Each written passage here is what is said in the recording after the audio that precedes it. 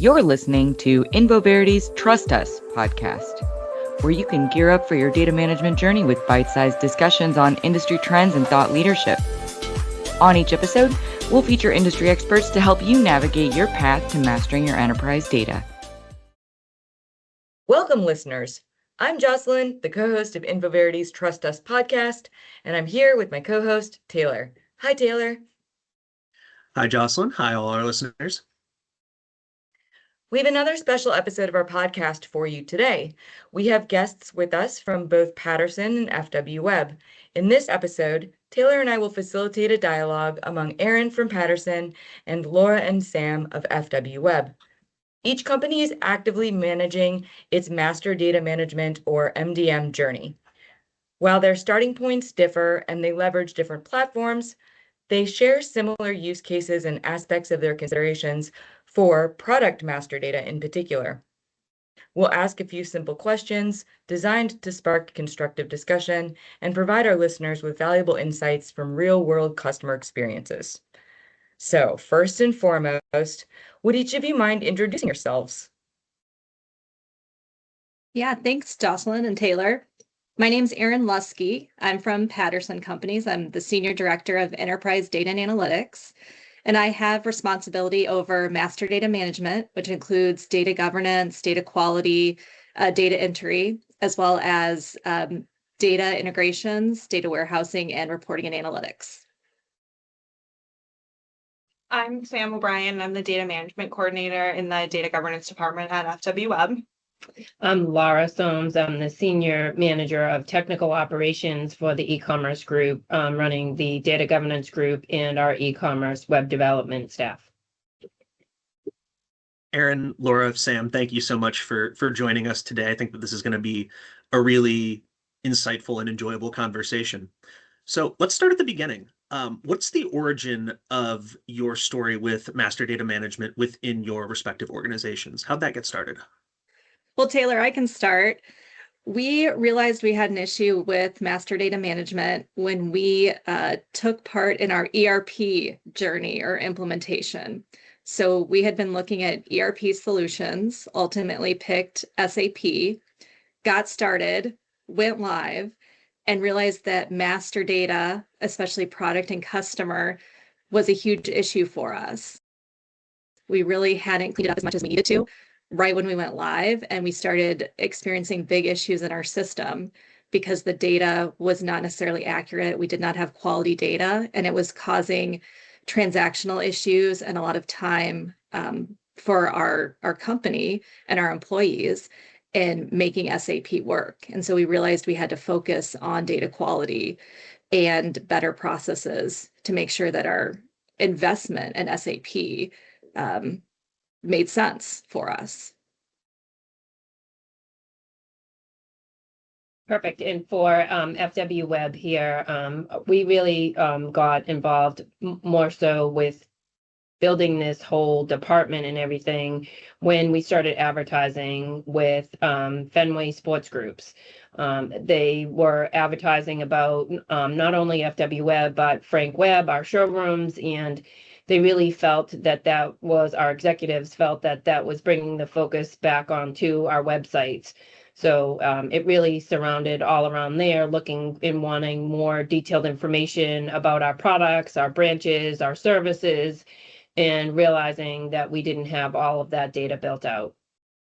I think those are really common impetuses for the beginnings of a master data management journey.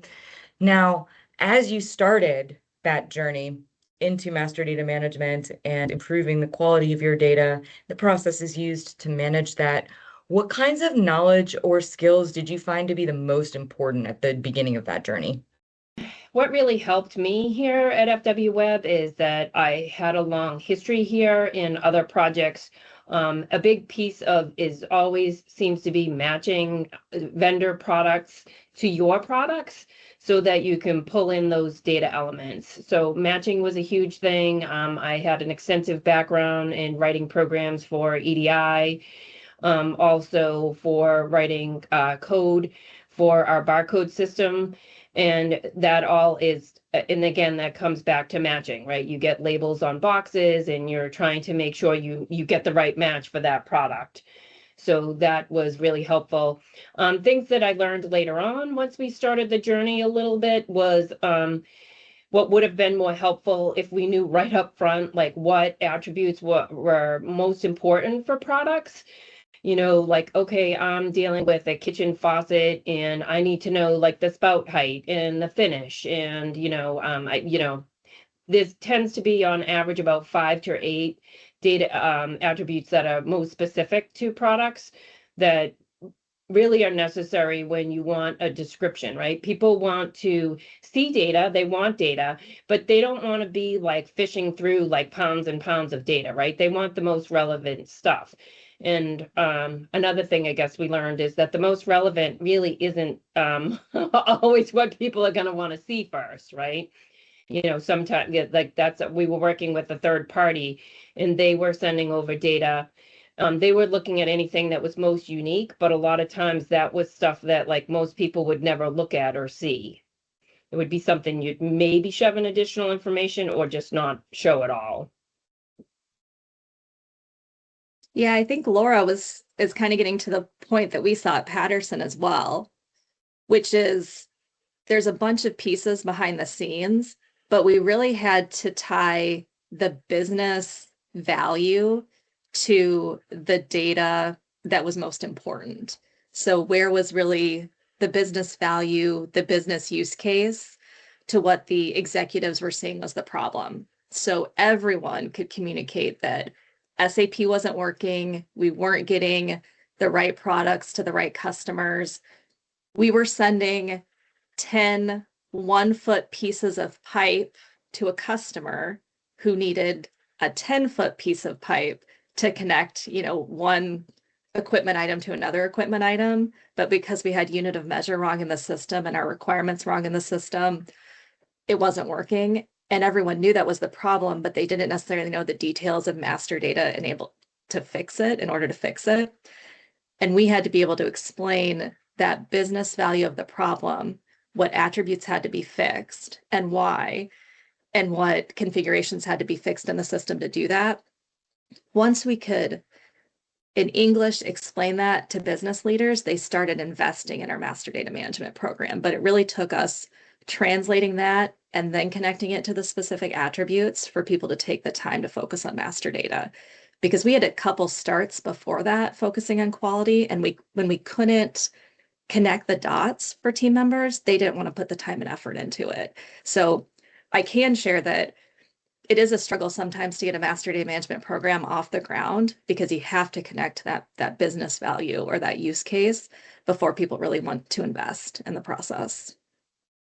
Yeah, and I would agree with that statement. I mean, and sometimes it really is very visual. Like once they have something that they can see, like whether or not it is on a website or within your own ERP, that does help when they can actually see and identify, oh yeah, that's a problem, right? Like your descriptions are too short or you don't have images. And so people, your salespeople don't know what it is that they're trying to sell. And you don't have a standardized abbreviations table. So, who can imagine that they could abbreviate coupling like 10 different ways? It's possible. Yep.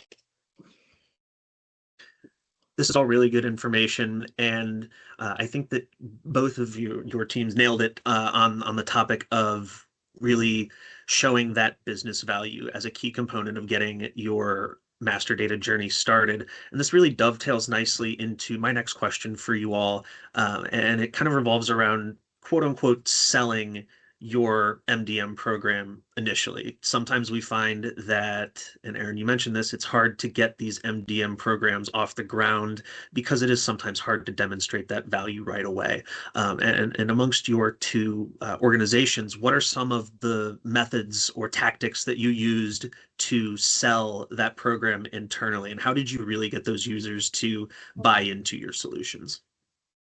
Yeah, Taylor, it's a really great question because I have to go back to that business use case and tying it to value.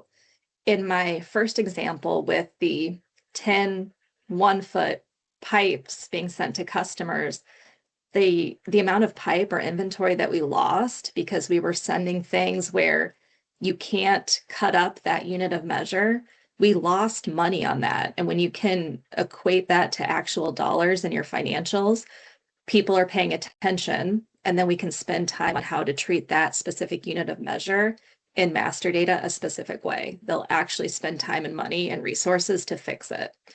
A better example for Patterson, one that made a difference because it was a 6-figure number, was taking the time to look at our customer addresses and clean that up.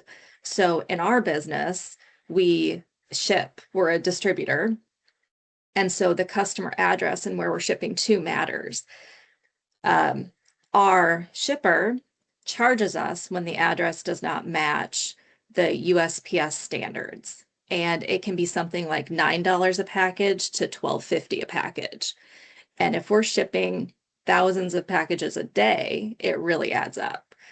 And so by paying attention to the address, comparing it to USPS standards, and updating that on a regular basis, we were able to save close to $800,000 a year because we were actively managing that address versus just not paying attention to it. So when you can tell leadership that you can save $800,000 by actively managing address data quality, people start paying attention and will invest in your program. And for FW Webb, we were fortunate where the CEO that was at FW Webb at the time, he was involved with the working with Fenway Sports Group. So he was a big proponent and driver of setting up this department in this group. So that did help pave the way with our executives on some levels, in some senses. But we did have like other pieces of like, well, we were bringing in all kinds of new data, and so much of it, we had to set up our own database so that we weren't touching other databases that already existed, and we would have a way to flip from that data, from our data, if it was wrong, back over to the existing data. So we put trapdoors in there. We did have other departments where like a lot of their programs didn't have checks and balances in them. So when people needed to do data entry, there wasn't a lot of checks on them. So that was part of like my initiative, was going out to those other teams and making sure that all of those menu items were locked down and that they were validating and giving cleaner and better quality data. And I didn't really hit a lot of resistance in regards to that because people were frustrated in seeing like bad data coming through. So again, that was another helpful one.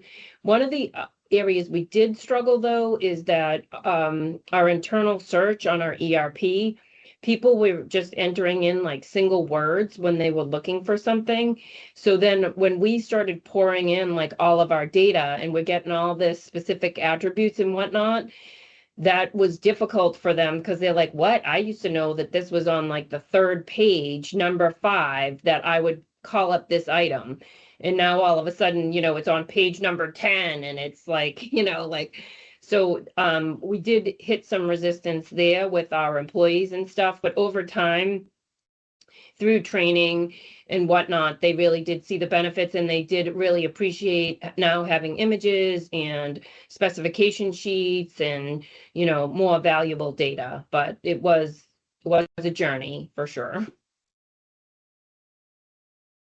I would add another way to measure business value is in the risk area. So our risk and compliance group has really helped us understand the cost of fines or shutting down locations when you don't have the right legal or regulatory data associated, especially with your products. You definitely have licensing on the customer and vendor side as well, but that's a real business cost as well. So you can definitely look there for business value or use cases. Absolutely. And I think my next question we've touched on, but I'm going to ask it more explicitly, which is to say, did the process of getting buy-in change at all as we think about data governance? So we did touch on components of data governance relative to the quality of data, the standardization of data, the process of getting people to adopt that new data, and making sure that there are checks and balances within the data that's being absorbed. But to get that buy-in, did it look any different from the data governance side of things? I guess one of the areas that when we're talking about buy-in, ours really came down to tools. So they did decide that they wanted to have a data governance group, but like, buying tools in order to get you where you needed to be, that took a long time. And so we did find other ways to get our data governance program started, multiple ways of as I was talking about locking down programs and setting up the procedures of who signs off on stuff. And we got all of that in place, and it took a really long time for us to get a PIM, which we now have. We've been about a year and a half. Just over a year and a half. Yeah, but data governance has been in effect for over 20 years. So we I really feel like we were quite impressive with using Excel and some other add-ons that we added into Excel and some programs that we wrote in order to build our descriptions and manipulate data and stuff like that. So, but we were, again, it took a long time for them to be willing to pull the trigger on the expense of a PIM. And I would agree with Laura and Sam that the PIM came last. We had to prove the process and that we could do it and make it easier for members to participate in the process, and the technology came last. Erin, what PIM system do you guys use? Informatica. We're on Stebo. I don't think we've said that, but we use Stebo.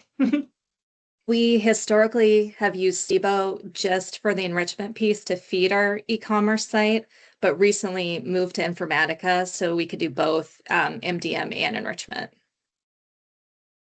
So now you don't use Stebo anymore, right? You switched everything Correct. over? Correct. Mm-hmm. When did you change that or switch over? Jocelyn might know my go live date better than I do. In the last year, I think we went live that was 2025.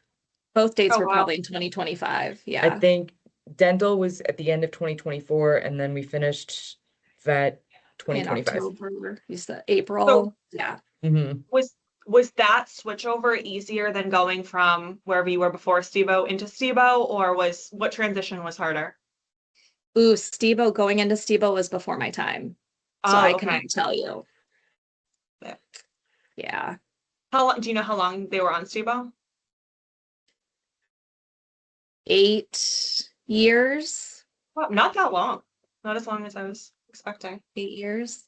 But I was in finance at the time that they picked up that project, and I would not know the details of it. Interesting. I would say if you are going to get a PIM, your implementation partners are key. Vetting them very well, knowing which PIMs that they're familiar with using, just critical. Yeah. I completely agree with that.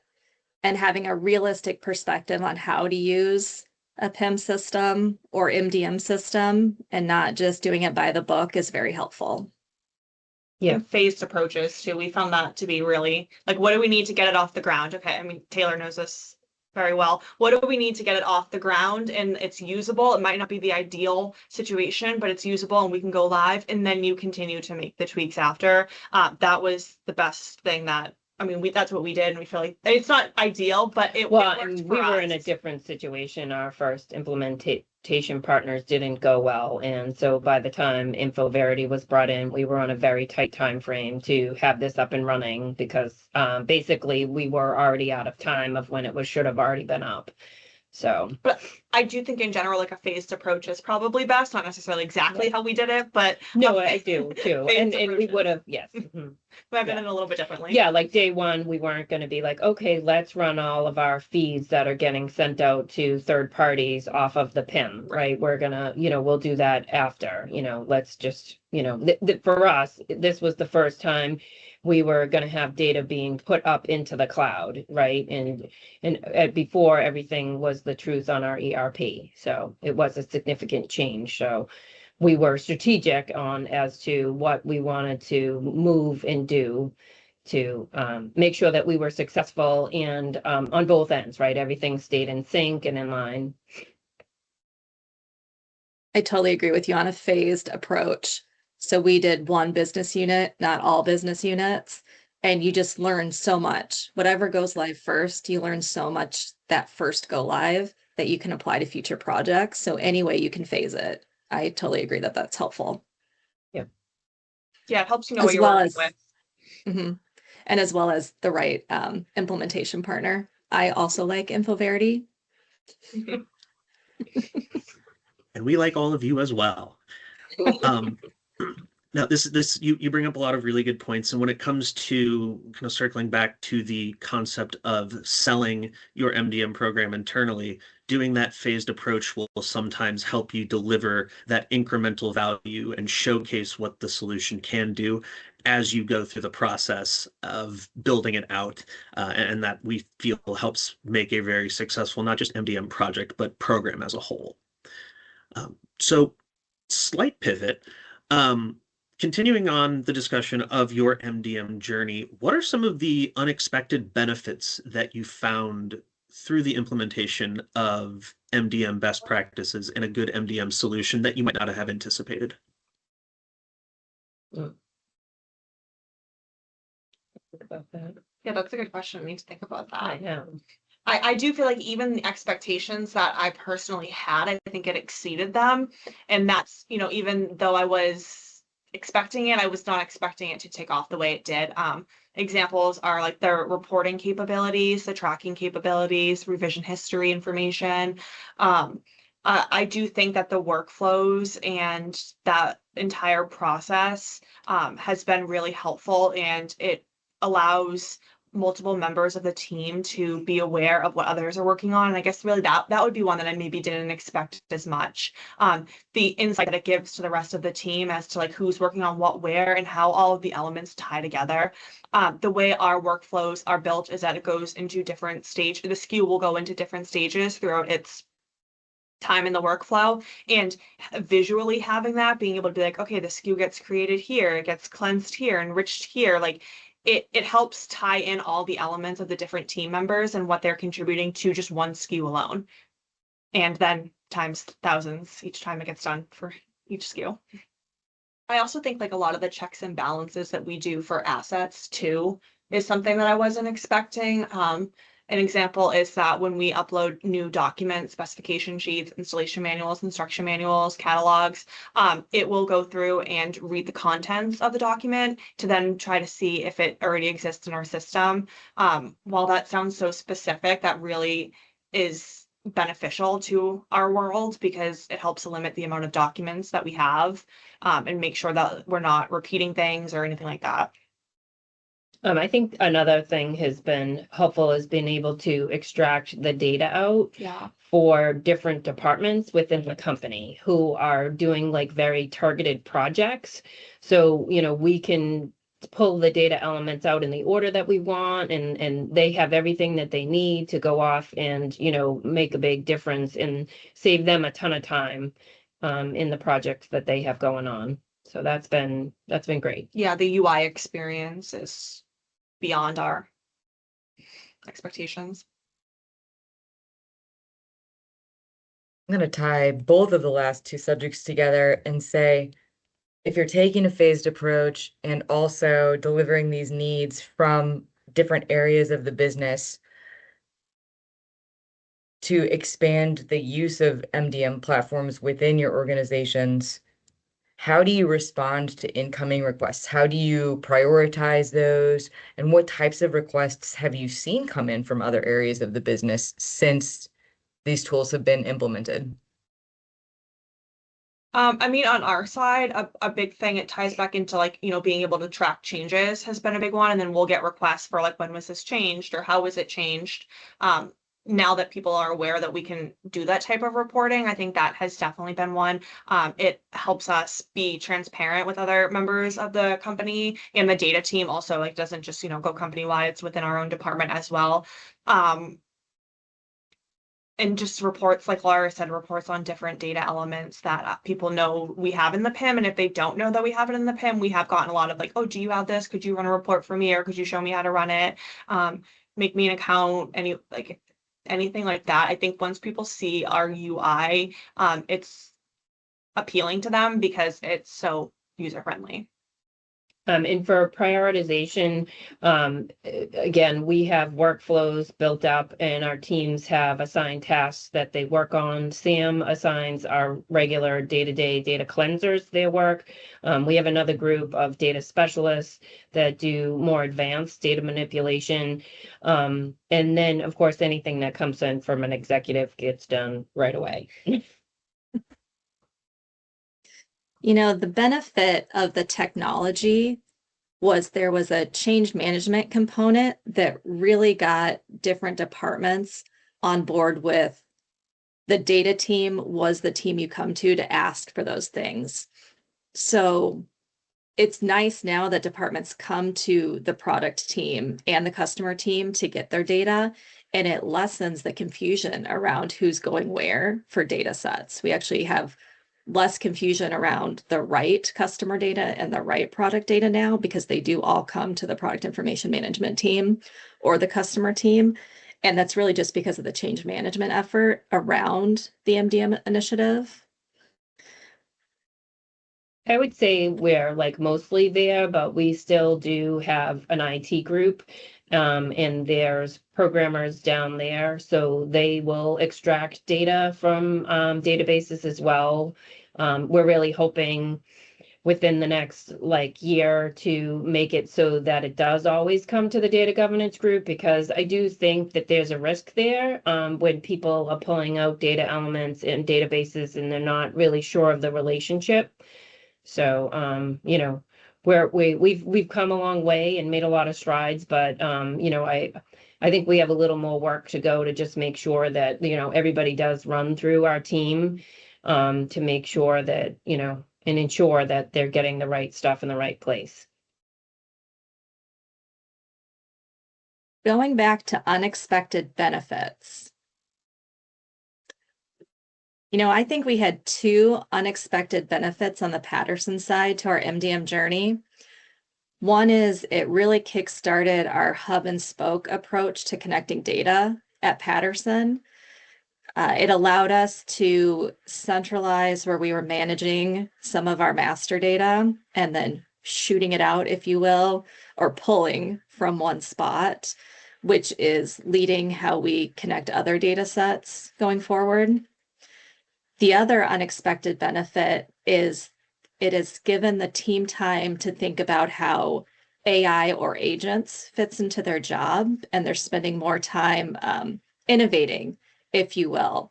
That's more of how we've organized their processes, how MDM, setting up Informatica, the technology specifically in workflows have saved them a little bit of time to give them the opportunity to think about innovation. So those have been some of the unexpected benefits.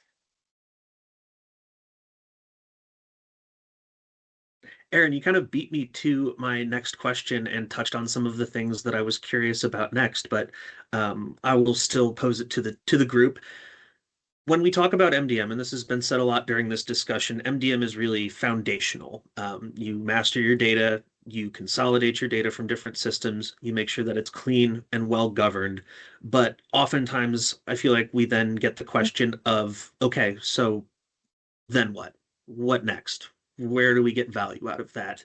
And because MDM is so foundational, it does enable a lot of other different enterprise data projects to take place. And so my question for all of you is, what are some of the projects, processes, other things have been enabled by the establishment of MDM? Yeah, it's a great question because at Patterson, there's some other transformative things happening. We were recently acquired by a private equity company. We're private now. And they've really challenged the ways that we are working. And because of our master data management foundation with customer data, we are starting to talk about our know your customer database or data foundation, where we're actually bringing in prospect customers and a view of the entire dental customer base across the US. And it starts with having a solid customer foundation on who we work with, and then being able to see who we don't work with based on other third-party data sets. So it took MDM as a starting point to then combine with other third-party data sets to see the whole customer view. Another side of that is on the product side. We need to truly understand all the products in the market and how we compare. And so by cleaning up our product data and then looking at competitive products, we're able to better compete in the market.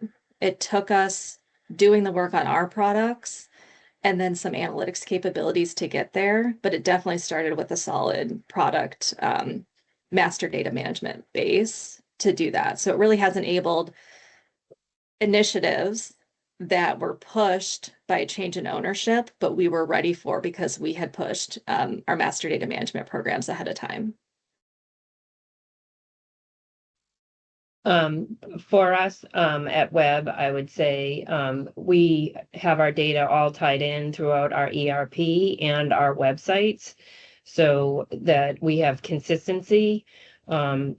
We're not worrying about, oh, we're saying one thing on our ERP and on our websites, we're saying something else. Our websites, you can order online on those, but you can also go into a counter and place orders there too. And we also connect with third parties we have large customers at times who want to use third parties in order to gain our information and place their orders. So having our data clean and consistent and all in one place, makes it easy for us in those connections. And we're then working on making even easier to pull in more updated vendor information through vendor portals and some, PIM to PIM situations as well.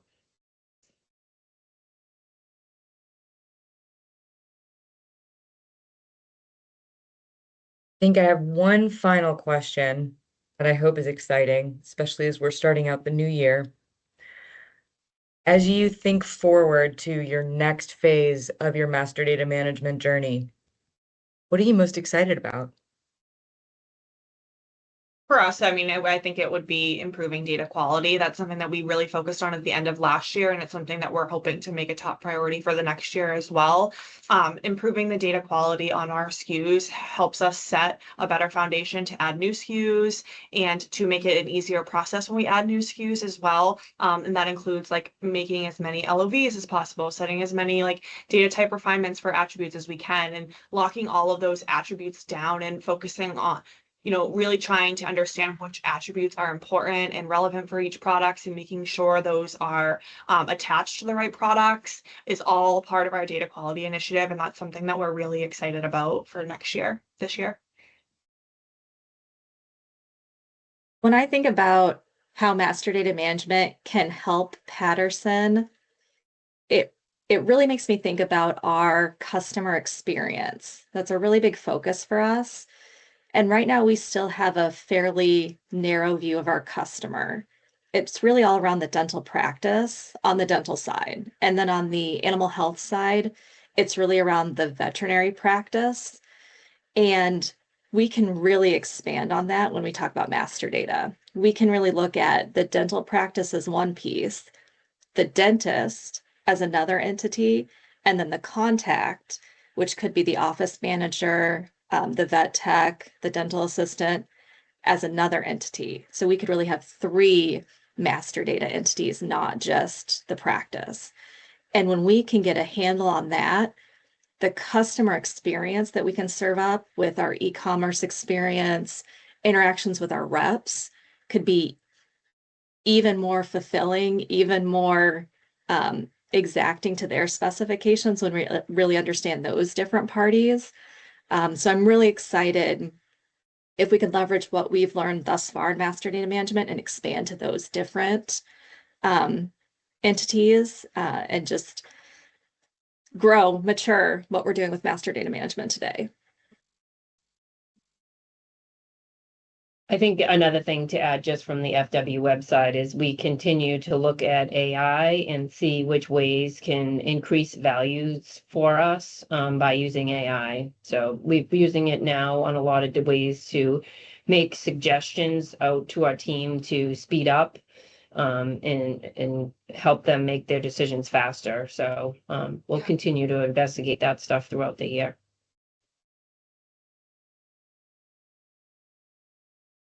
So before we wrap up, I want to open it up to Erin, Laura, Sam. Is there anything that we haven't covered today that you would like to speak about or discuss? I don't have anything specifically. I mean, overall, I think we're really happy with our PIM system and how our processes have changed since we've implemented it and changed, grown, expanded, and we're excited to see what it'll continue to do. I think there's a lot of growth that we can continue to do, and we'll continue to think of more things as the year goes on too. And it's exciting to know that we have a tool like Stiebel that will allow us to accomplish these things that we want. And I would just add that, people shouldn't be afraid or overwhelmed with starting their data governance journey. You can start out small and expand on it. And truly, I guess, no matter what you thought in the beginning, you learn as you travel through it that, well, you made some wrong guesses on some things as you go down your path, but it's the sooner you start, the better that your data quality will become. So again, even if it's overwhelming, start where you can, get lockdown programs, validate information, get your standards set up. Yeah. Wherever you start, it just is an improvement. And so don't be afraid. Yeah, I think those are really good points, both Sam and Laura.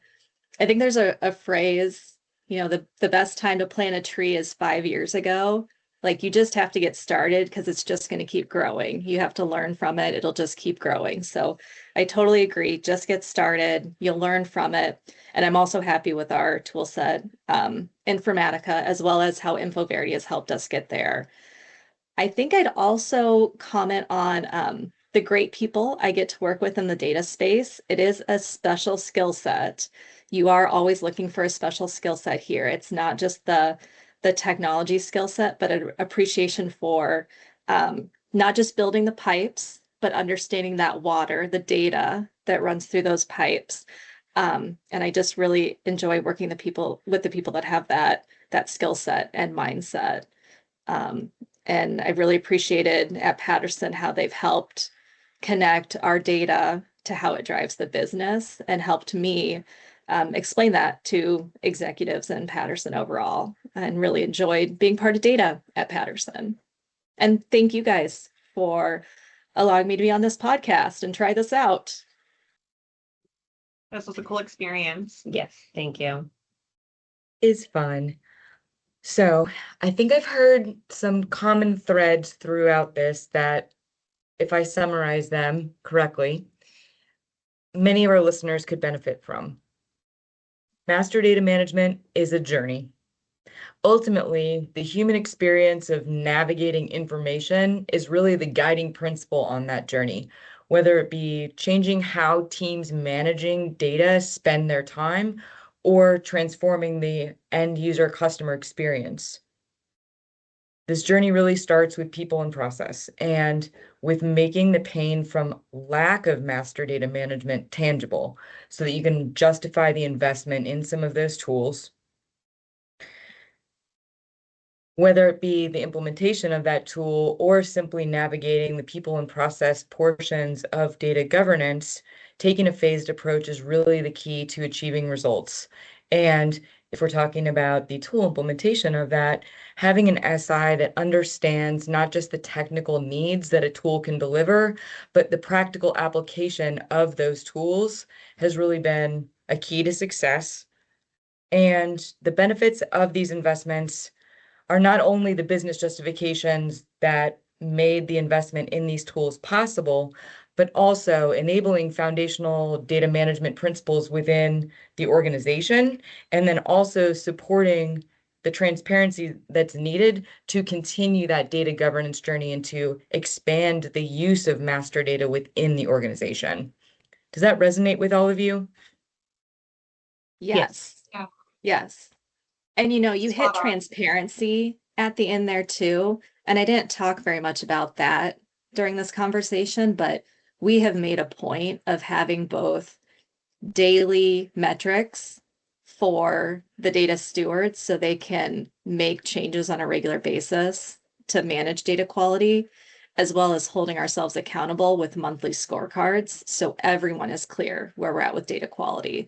So I love how you said transparency there, because we are holding ourselves accountable on a regular basis. We do here the same at FW Webb. Yeah.